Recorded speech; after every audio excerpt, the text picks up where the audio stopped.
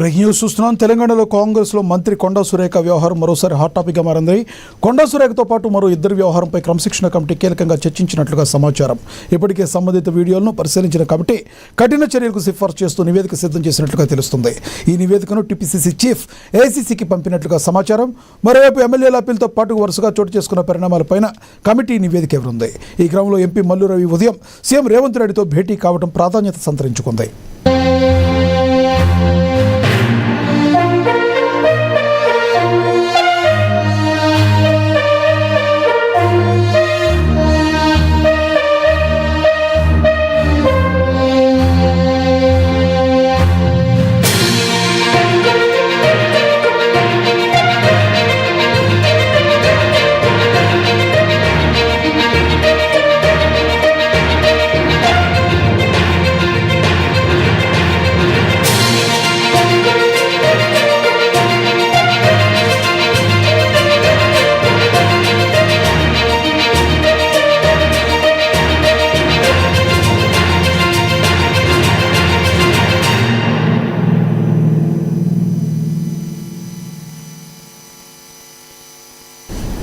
తెలంగాణ కాంగ్రెస్లో మంత్రి కొండా సురేఖ వ్యవహారం మరోసారి హాట్ టాపిక్గా మారింది.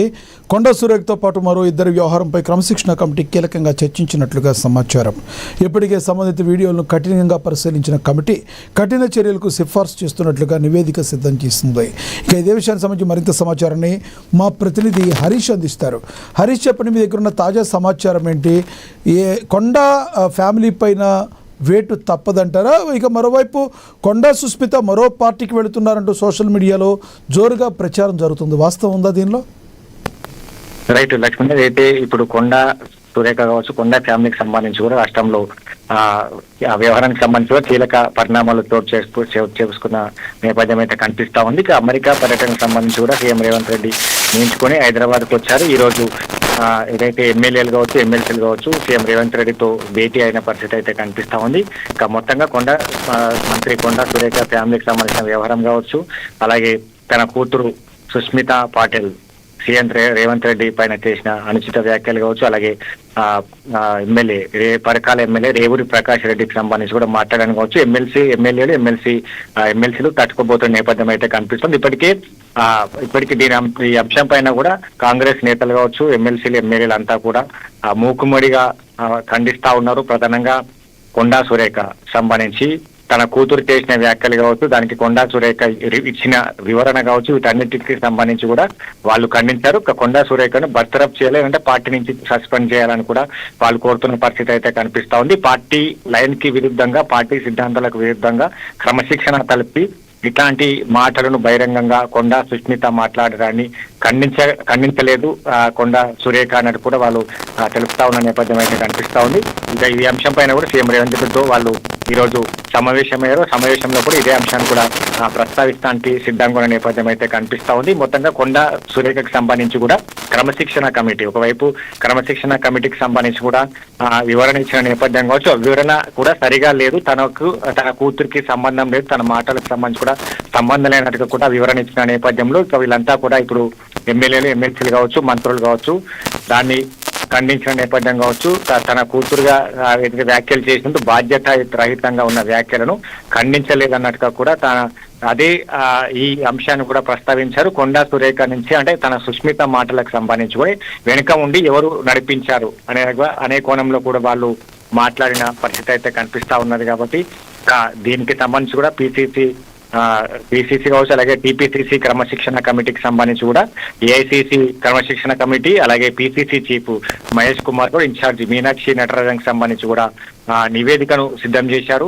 ఇక మీనాక్షి నటరాజన్కి సంబంధించి కూడా దీంట్లో రంగంలోకి దిగిన పరిస్థితి అయితే కనిపిస్తా ఉంది. పార్టీ లైన్ దాటిన వారిపైన కూడా కఠిన చర్యలకు తప్పనట్టుగా కూడా ఇప్పటికే స్పష్టం చేశారు. ఇదే అంశాన్ని కూడా పిసిసి చీఫ్ మహేష్ కుమార్ గౌడ్ స్పష్టం చేసిన నేపథ్యం అయితే కనిపిస్తా ఉంది. దాంతో పాటుగా ఇంకా ఇద్దరు చిన్నారెడ్డికి సంబంధించి కావచ్చు, అలాగే రాజగోపాల్ రెడ్డి చేసిన వ్యాఖ్యలకు సంబంధించి కావచ్చు, క్రమశిక్షణ కమిటీ సీరియస్ గా తీసుకున్నది. వాళ్ళు ఇచ్చిన రిప్లే సరిగా లేనట్టుగా కూడా క్రమశిక్షణ కమిటీ ఇప్పటికీ ప్రాథమిక నిర్ధారణ చేసిన నేపథ్యం అయితే కనిపిస్తా ఉంది. ఇక మొత్తంగా ఈ 3 నివేదికలకు సంబంధించి ఏఐసిసి క్రమశిక్షణ కమిటీకి పంపించడం జరిగింది. అలాగే ఇన్ఛార్జి మీనాక్షి నటరాజన్ కి, అలాగే పిసిసి చీఫ్ మహేష్ కుమార్ గౌడ్ కి ఆ నివేదికను క్రమశిక్షణ కమిటీ చైర్మన్ మల్లు రవి అందించారు. అలాగే కోమటిరెడ్డి రాజగోపాల్ రెడ్డి సంబంధించి కావచ్చు, అలాగే ఇప్పుడు కొండా సురేఖకు సంబంధించిన అంశం కావచ్చు, చిన్నారెడ్డి సంబంధించిన అంశం కావచ్చు, ఇప్పుడు రాజకీయాల్లో చర్చనీయాంశంగా మారిందని చెప్పొచ్చు. ఎందుకంటే ఒక పార్టీకి సంబంధించి కావచ్చు, పార్టీ లైన్ క్రాస్ చేసి ఇట్లాంటి వ్యాఖ్యలు చేయడం కావచ్చు,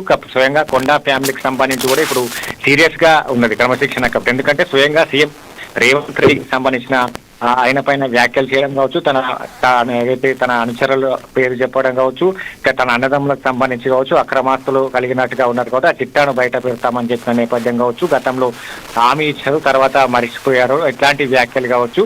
మొత్తంగా ఇప్పుడు ఇది ఒక హాట్ టాపిక్ గా మారిందని చెప్పొచ్చు రాష్ట్రంలో. ఎందుకంటే స్వయంగా సీఎం రేవంత్ రెడ్డి పైన వ్యాఖ్యలు చేశారు. ఇప్పటికీ కాంగ్రెస్ పార్టీకి సంబంధించిన ఎమ్మెల్యేలు ఎమ్మెల్సీలు వీటన్నిటిని ఖండించారు.